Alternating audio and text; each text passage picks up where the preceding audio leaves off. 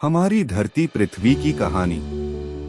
हम एक बेहद खूबसूरत पृथ्वी पर रहते हैं। हमारे इस पृथ्वी में बड़े बड़े पहाड़, गहरे महासागर, घने और विशाल जंगल है। पृथ्वी पर हाथी जैसे बड़े बड़े जीव से लेकर अमीबा जैसे कई सारे छोटे छोटे जीव मौजूद है। हम इंसान इस खूबसूरत पृथ्वी का एक हिस्सा है।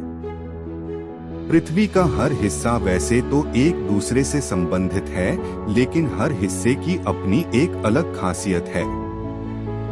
पृथ्वी के अलग अलग हिस्सों में न सिर्फ तापमान का फर्क है, बल्कि वहाँ की वनस्पतियाँ भी अलग अलग होती हैं। आज हम जिस पृथ्वी पर रहते हैं, यहाँ पर बड़े बड़े बिल्डिंग, शॉपिंग मॉल्स, इमारतें बनी हुई है। लेकिन हमारी पृथ्वी हमेशा से ही ऐसी नहीं थी। एक वक्त ऐसा भी था जब इस पृथ्वी पर जीवन का नामो निशान नहीं था। इंसान तो इंसान, इस पृथ्वी पर कोई जानवर भी नहीं था। लेकिन वक्त के साथ धीरे धीरे पृथ्वी पर जीवों का जन्म हुआ, और फिर समय बीतता गया और पृथ्वी भी वक्त के साथ बदलती गई। कई सारे जीवों का जन्म हुआ तो कई सारे जीवों का नामो निशान मिट गया, लेकिन पृथ्वी अपनी गति पर चलती रही। आज हम आपको इस वीडियो में पृथ्वी की जन्म की कहानी सुनाएंगे। जिस तरह एक बच्चे का जन्म होता है वह बड़ा होता है, ठीक उसी तरह पृथ्वी का भी जन्म हुआ था। समय के साथ उसमें भी बदलाव आए और देखते ही देखते पृथ्वी का पूरा रूप रंग ही बदल गया। लेकिन आज भी इस धरती को हम धरती माँ ही कहते हैं। इस गुरुत्वाकर्षण बल के खिंचाव से गैस निरंतर जमा होती गई और एक समय ऐसा आ गया कि गैसों के जमा होने से और रासायनिक प्रतिक्रिया होने से बादलों का बना समूह गर्म होने लगा। यह इतना ज्यादा गर्म हो गया कि इससे आग बाहर निकलने लगी। गुरुत्वाकर्षण बल के कारण धूल कण और गैस ने गोलाकार रूप धारण कर लिया था। गुरुत्वाकर्षण बल के खिंचाव से मिले धूल कण और गैस से बनी ब्रह्मांड की वस्तु वही है जिसे हम हर सुबह सबसे पहले देखते हैं, यानी कि सूरज। जब सूरज बना था तब उस समय ब्रह्मांड में उल्का पिंड एक दूसरे से टकराते रहते थे। ऐसे ही एक बार एक बड़ा सा उल्का पिंड सूरज से टकराया तो सूरज का एक हिस्सा टूटकर उससे अलग हो गया। सूरज का हिस्सा होने के कारण यह बिल्कुल गर्म था और सूरज की तरह इसमें भी गुरुत्वाकर्षण बल था। अपने गुरुत्वाकर्षण शक्ति से सूरज का यह टूटा हुआ हिस्सा आसपास में मौजूद सभी गैसों और लोहा, तांबा जैसी चीजों को अपनी ओर खींच रहा था। यह सभी चीजें गुरुत्वाकर्षण बल के कारण पृथ्वी के भूगर्भ में जमा हो रही थी और पृथ्वी का ऊपरी भाग एक बाहरी आवरण में बदल रहा था। गुरुत्वाकर्षण से आकर्षित हुए गैस मिलकर बादल बना रहे थे। इस तरह पृथ्वी पर वायुमंडल का निर्माण हुआ था। बादल के टकराने से पृथ्वी पर बारिश शुरू हो गई और बारिश की बूंदों ने गर्म पृथ्वी को बुझा दिया।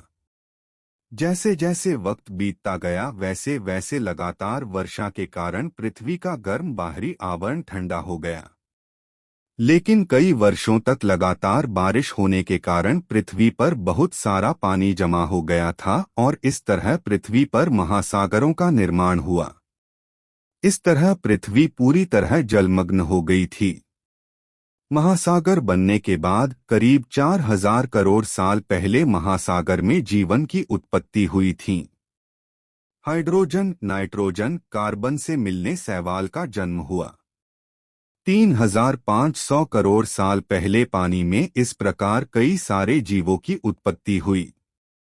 यह छोटे छोटे जीव फोटोसिंथेसिस की प्रक्रिया करके ऑक्सीजन बनाते गए और वायुमंडल में ऑक्सीजन का संचार करते रहे। वायुमंडल में ऑक्सीजन का संचार होने से अन्य गैसों की मात्रा वायुमंडल से कम हो गई और ऑक्सीजन की मात्रा ज्यादा हो गई, जिसके कारण समुद्र तल में अन्य जीवों का जन्म होने लगा। सबसे पहले समुद्र में एक ऐसी मछली का जन्म हुआ जिसे हम आज जेलीफिश के नाम से जानते हैं। इस बिना हड्डी वाली मछली की उत्पत्ति कई हजार करोड़ साल पहले हुआ था, लेकिन लगातार विकसित होने के कारण इस जीव ने आज तक अपनी अस्तित्व को बचाए रखा है। इसके बाद महासागर में हड्डी वाले जीवों का जन्म होना शुरू हुआ। यह वह समय था जब शार्क जैसे बड़े बड़े जीवों की उत्पत्ति हो रही थी। समय का पहिया घूमता रहा और वक्त के साथ साथ समुद्र में रहने वाले कुछ जीव तैरते हुए पानी के बाहर जमीन पर आ गए और इन जीवों ने धरती पर ही रहना शुरू कर दिया। ऐसे जीवों में कुछ जीव हमेशा के लिए पृथ्वी पर ही रहने लगे और कुछ जीव धरती के साथ साथ समुद्र में भी रहने लगे। वे प्राणी जो जमीन के साथ साथ पानी में भी रहते थे वे उभयचर कहलाए। धरती पर रहने वाले जीवों ने स्वयं को विकसित करते हुए खुद को धरती पर रहने योग्य बना लिया था। उसके बाद धरती पर बड़े बड़े जीव पैदा होने लगे। सबसे पहले छोटे छोटे तेज भागने वाले डायनासोर का जन्म हुआ। डायनासोर बहुत तेज भागते थे। जैसे समय बीतता गया डायनासोर का आकार और भी बड़ा होने लगा। यह डायनासोर आकार में बहुत ही विशाल होते थे, लेकिन यह डायनासोर सिर्फ घास और पेड़ के पत्ते खाते थे। इन डायनासोर के साथ साथ उस समय पृथ्वी लंबे पंख वाले पक्षी जैसे जीवों का भी जन्म हुआ था। सबसे अंत में बड़े बड़े मांसाहारी डायनासोर का जन्म हुआ। यह वह जीव थे जो दूसरे जीवों को खाते थे। पृथ्वी के इस दौर को जुरासिक काल के नाम से भी जाना जाता है। जब पृथ्वी पर चारों ओर सिर्फ डायनासोर थे, उस समय ब्रह्मांड से कोई बड़ा सा उल्का पिंड पृथ्वी पर आकर गिरा, जिसके कारण धरती के एक बड़े से भाग में कंपन पैदा हुई और भूकंप के साथ साथ कई प्राकृतिक आपदाएं आई, जिसके कारण पृथ्वी से डायनासोर हमेशा के लिए खत्म हो गए और पूरी पृथ्वी बर्फ से ढक गई।